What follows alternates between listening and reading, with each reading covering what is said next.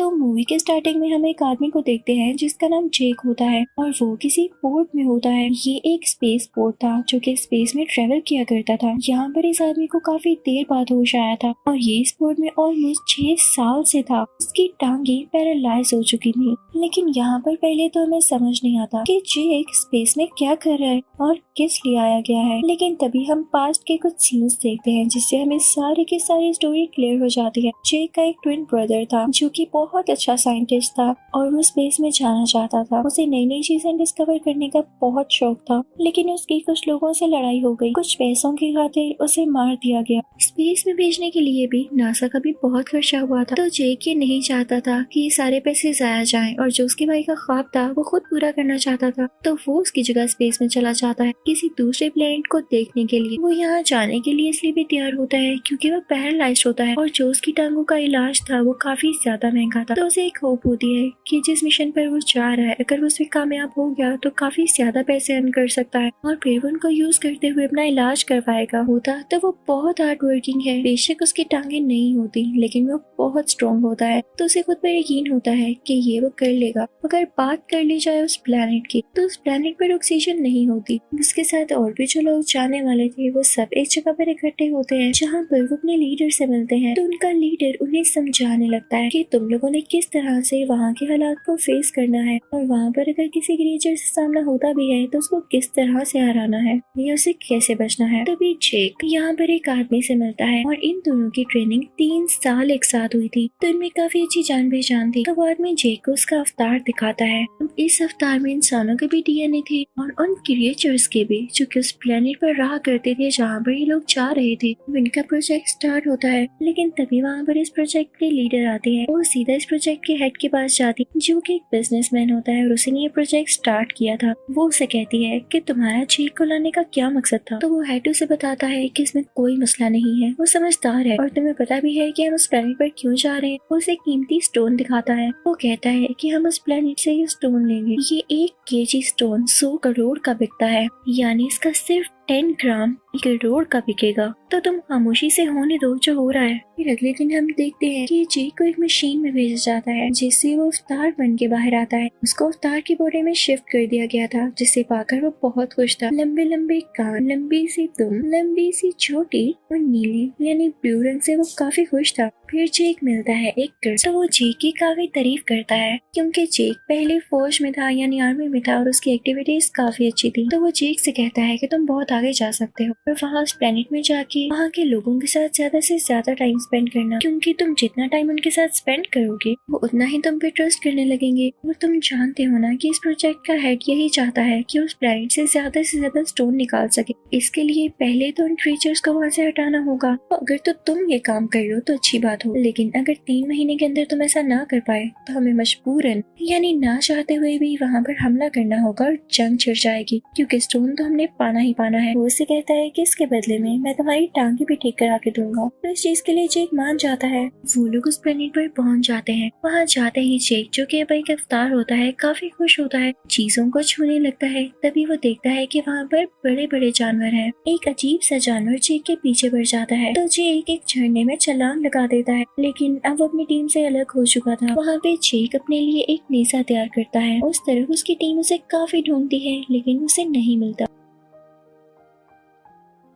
तो वो लोग यहाँ से ये सोचते हुए चले जाते हैं कि ये खतरनाक प्लेनेट है और क्या पता अब तक जेक मारा गया हो। जेक वहीं जंगल में होता है। तभी हम देखते हैं कि कोई फीमेल उसे देख रही होती है और वो उसी प्लेनेट की क्रिएचर होती है जिसका नाम नीत्री होता है। वो जेक पर एरो चलाने ही वाली होती है कि तभी उस पर एक फूल आकर बैठता है। तो वो अपना डिसीजन बदल लेती है और वहाँ से चली जाती है। अब रात को जेक के पीछे उस प्लेनेट के काफी खतरनाक जानवर पड़ जाते हैं और उस पर अटैक करने के लिए आगे बढ़ रहे होते हैं, लेकिन जेक उनसे फाइट बैक करता है। उनको भगाने के लिए आग भी जलाता है। तभी वहाँ पर नेत्री आकर उसे बचाती है, लेकिन इस दौरान वहाँ के कुछ जानवर भी मारे जाते हैं। तो नेत्री को गुस्सा आता है। वो जेक से कहती है कि तुम्हें बचाने के चक्कर में मेरे जानवर मारे गए। तो जेक उससे कहता है कि गुस्सा किस चीज का दिखा रही, अगर अपने जानवरों की इतनी फिक्र थी तो मुझे बचाया ना होता। तो नेत्री उसे कहती है कि तुम बिल्कुल बच्चे हो। तो जेक उसे कहता है तो फिर मुझे सिखाओ कैसे लड़ा जाता है। इसी के साथ जेक की बॉडी पर वही ग्लोइंग फ्लावर्स आकर बैठ जाते हैं। नेत्री इस कबीले के सरदार की बेटी होती तो वो जेक को अपने कबीले के पास लेकर जाती है। उसके कबीले के लोग जेक को मारना चाहते हैं लेकिन नेत्री उनको रोकती है। तो ये बात एक और क्रिएचर को अच्छी नहीं लगी। ये वही क्रिएचर होता है जो कि अब आगे जाकर इस कबीले का सरदार बनने वाला था। लेकिन नेत्री की माँ जो कि वहाँ की रानी होती है, नेत्री से कहती है कि तुम्हें मैं इजाजत देती हूँ, तुम जेक को चीजें सिखा सकती हो। दूसरी तरफ हम देखते हैं कि जेक की असल दुनिया में आंख खुलती है, यानी उसी पोर्ट में। तो वो सबको बताने लगता है कि मैंने उन लोगों का ट्रस्ट जीतने के लिए पहला स्टेप तो पार कर लिया, जिसे सुनकर सब लोग काफी खुश होते हैं। अब नेत्री जेक को काफी चीजें सिखाने लगती है, जैसे कि हॉर्स राइडिंग वगैरह। दूसरी तरफ हम इस प्रोजेक्ट के लीडर को देखते हैं जो कि अपनी टीम को लेकर इस जगह पर आ जाती है। वहाँ पर इनका एक छोटा सा कैबिन होता है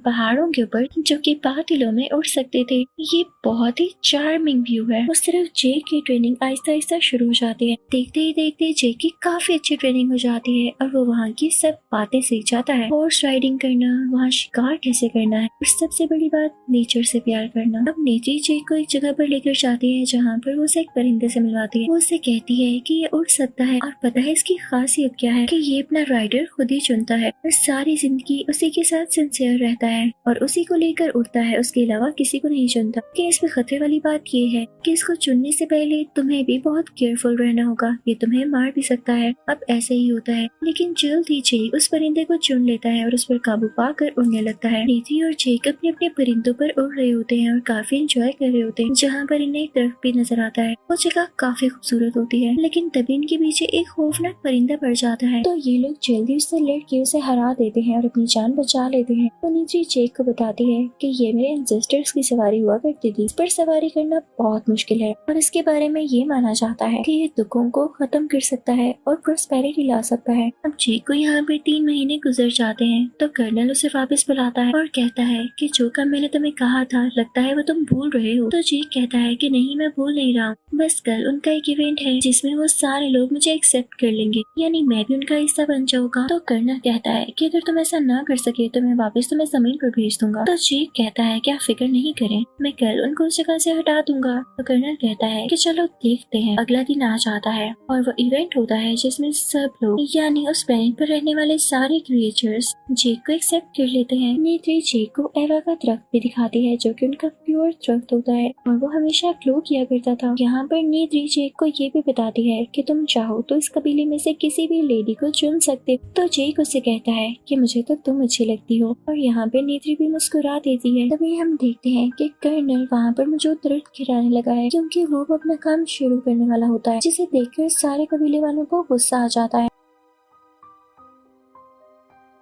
जेक उनको रोकने की काफी कोशिश करता है लेकिन इंसान तो रुके नहीं रहे थे। ये सब देखकर वो क्रिएचर जो इस कबीले का नया सरदार बनने वाला था जेक पर हमला कर देता है और नेत्री उसे बचाती है। अब इस प्रोजेक्ट के लीडर कर्नल से कहती है कि जरूरी नहीं है कि तुम उनकी जमीन खोद कर उनके दरख्तों को गिरा कर स्टोन को हासिल करो, क्या पता स्टोन चारों तरफ हो। तब तक जेक भी आ जाता है जो कि आकर कर्नल को समझाता है और इस प्रोजेक्ट के हेड से भी कहता है कि आप लोगों को ये स्टोन क्यों चाहिए। वो लोग नेचर को बहुत पसंद करते हैं, वो कभी भी यहाँ से नहीं जाने वाले। तो कर्नल कहता है कि हमें इससे फर्क नहीं पड़ता, अगर वो नहीं जाएंगे तो मैं तुम्हें पहले ही बता चुका हूँ कि हम जंग करेंगे। अब कल सुबह ऐसा ही होगा। लीडर और जेक उन्हें समझाने की काफी कोशिश करते हैं लेकिन वो तो सुन ही नहीं रहा होता। वो बस उनको इतना सा मौका देता है कि तुम लोग वापिस अपने अवतार में एक बार जा सकते हो और उनको डील कर सकते हो, ये तुम लोग के पास आखिरी मौका है। इस प्रोजेक्ट के लीडर और जेक अपने अपने अवतार में चले जाते हैं और दोबारा से उस प्लानिंग पर जाते हैं जहाँ पर जेक जाकर सब कुछ सच सच बता देता है कि मुझे यहाँ पर इसीलिए भेजा गया था कि मैं आप लोगों को इस जगह से हटा सकूं क्योंकि हमें यहाँ से कुछ जरूरी चीजें चाहिए। तो नेत्री सुन के रोने लगती है और चिल्लाने लगती है कि तुमने मुझे धोखा दिया है, तुम अब तक ड्रामा करते आ रहे थे। उस प्लानेट के क्रिएचर्स जेक और उस प्रोजेक्ट के लीडर को कैद कर लेते हैं। तभी वहाँ पर कर्नल अपने लोगों के साथ आ जाता है। जेक उसे मना भी कर रहा होता है लेकिन वो फिर भी इस तरफ आ जाता है। अब इस कबीले के लोग उन पर अटैक करने लगते हैं लेकिन वो अपने बो और एरो से कितना अटैक कर पाते। कर्नल उन पर बॉम्ब्स फेंकने लगता है जिससे हर तरफ आग लग जाती है और कबीले के लोग डर के रोने लगते हैं। तभी एक फीमेल क्रिएचर जेक के पास आती है और उसे खोलते हुए कहती है कि हमारी जान बचाओ। लेकिन इतनी ही देर में कर्नल वो दरख्त भी गिरा देता है जो कि उनका प्योर दरख्त था। सब लोग ये देख के काफी दुखी होते हैं और उन्हें इंसानों पर काफी ज्यादा गुस्सा आ रहा होता है। इस सब में नेत्री के फादर यानी इस कबीले के लीडर की भी डेथ हो जाती है। इस प्रोजेक्ट का हेड और कर्नल ऑर्डर्स देता है कि जेक और इस प्रोजेक्ट के लीडर को अरेस्ट कर लिया जाए। लेकिन तभी वहाँ पर एक पायलट आती है जो कि फाइटर प्लेन चलाया करती थी।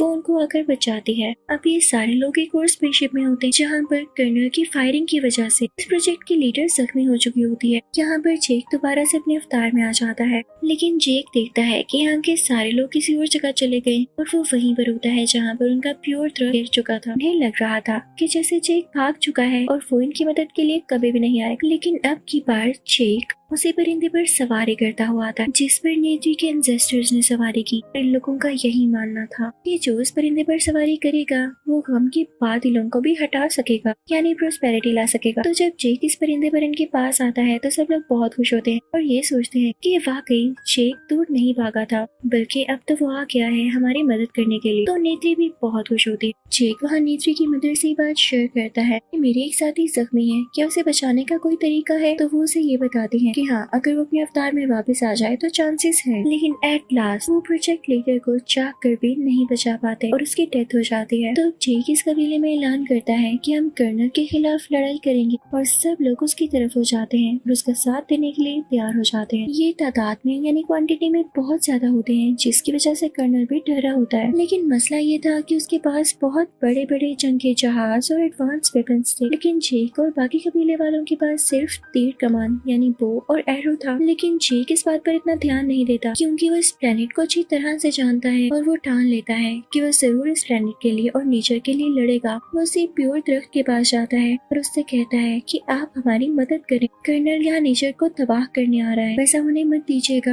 अब कर्नल अपना हमला कर देता है। वो बहुत ज्यादा आर्मी को अपने साथ लेकर आया था। वो सबसे पहला शूट उसे प्योर दरख्त की तरफ करता है, लेकिन इससे पहले ही वहाँ पर उस प्लेनेट के क्रिएचर्स आ जाते हैं जिन्होंने अपने घोड़ों तक को तैयार कर रखा था। जेक भी उसी ब्लू परिंदे पर आ रहा होता है।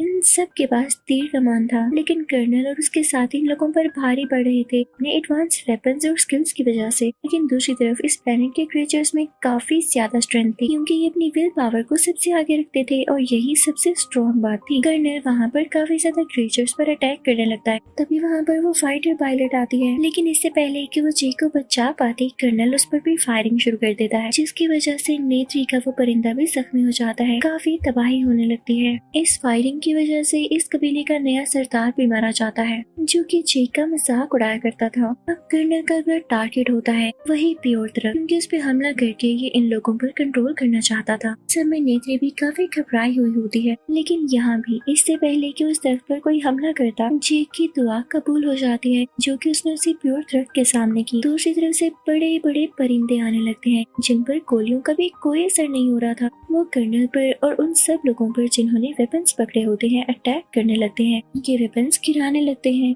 जिस जहाज से लोग एक्सप्लोजन करने वाले थे जेक उस पर हमला करके उसे गिरा देता है, तो वो जहाज तबाह हो जाता है। एक्सप्लोजन होने से भी बच जाता है। अब जेक कर्नल के जहाज पर भी हमला करता है जिससे उसका जहाज भी तबाह हो जाता है। तो कर्नल अपने जहाज से नीचे जंप लगा देता है, लेकिन जेक दरख्तों में अटकर बच जाता है। तभी कर्नल को वो कैबिन नजर आता है जिसमें जेक होता है, यानी जेक का ह्यूमन वर्जन जो कि अभी बेहोश था। तो वो सोचता है कि इस पर हमला करके जेक को ही मार डाले, तो जेक के मरने के बाद इसका अवतार कैरेक्टर भी खत्म हो जाएगा। लेकिन इससे पहले ही वहाँ नेत्री आ जाती है। वो कर्नल से काफी लड़ती है, लेकिन यहाँ पर वो कमजोर पड़ रही होती है और तभी वहाँ पर जेक आ जाता है। जेक कर्नल को अपने ह्यूमन वर्जन को मारने के लिए रोकता है, लेकिन कर्नल उसकी चोटी पकड़ लेता है और उसे ऊपर हवा में उठा लेता है। उसे काफी ब्लैकमेल कर रहा होता है कि मैं तुम्हें अब मार डालूंगा। लेकिन इससे पहले कर्नल जेक को हाथ भी लगाता है। वहाँ आके अपना तीर चलाती है जो कि सीधा कर्नल को लगता है और अब इस बार कर्नल वाकई मारा जा चुका था। तभी जेक भी बेहोश हो जाता है क्योंकि उसे भी चोट आई थी और वो अपने ह्यूमन वर्जन में कैबिन में वापस आ जाता है। उसे सांस नहीं आ रहा होता क्योंकि यहाँ पर ऑक्सीजन काफी कम होती है। लेकिन तभी यहाँ पर नेत्री आती है और उसे ऑक्सीजन मास्क लगाती है। दोनों स्माइल करते हैं क्योंकि नेत्री ने जेक की जान बचाई थी और जेक ने नेत्री का प्लैनेट। मूवी के लास्ट सीन में हम देखते हैं कि बाकी सब इंसानों को जमीन पर भेज दिया जाता है और सिर्फ जेक को वहाँ पर रखा जाता है और उसके साथ कुछ सिलेक्टेड लोगों को जो कि इन क्रिएचर्स के साथ मिलकर रहने वाले थे। जेक को हमेशा के लिए उसकी बॉडी से निकाल के इस अवतार कैरेक्टर में ही बदल दिया जाता है और अब वो नेत्री के साथ और इस प्लेनेट में काफी ज्यादा खुश होता है। इसी के साथ इस मूवी का एंड होता है।